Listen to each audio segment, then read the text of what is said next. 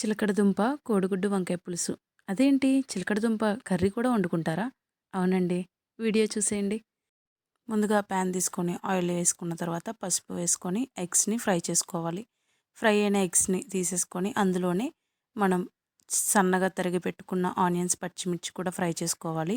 కొద్దిగా సాల్ట్ వేసుకొని అందులోనే టమాటాలు అలాగే కట్ చేసి పెట్టుకున్న వంకాయలను కూడా వేసుకొని మంచిగా ఫ్రై చేసుకోవాలి.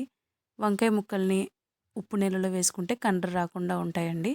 ఇప్పుడు ఉడకబెట్టుకున్న చిలకడ దుంపలను కూడా పైన స్కిన్ అనేది తీసేసుకొని కట్ చేసుకొని పక్కన పెట్టుకోవాలి. ఇప్పుడు మగ్గిన వంకాయ ముక్కల్లోనే కొద్దిగా కారం యాడ్ చేసేసుకొని చింతపండు పులుసు అలాగే తగినంత వాటరు, ఫ్రై చేసుకున్న ఎగ్స్ అలాగే చిలకడ దుంపలను కూడా వేసుకొని ఒక 5-10 మినిట్స్ పాటు హై ఫ్లేమ్‌లో కుక్ చేసుకుంటే మన చిలకడ దుంప, కోడిగుడ్డు, వంకాయ పులుసు అయితే రెడీ అయిపోతుందండి. చాలా టేస్టీగా ఉంటుంది. తప్పకుండా ట్రై చేయండి. అలాగే లైక్ చేయండి.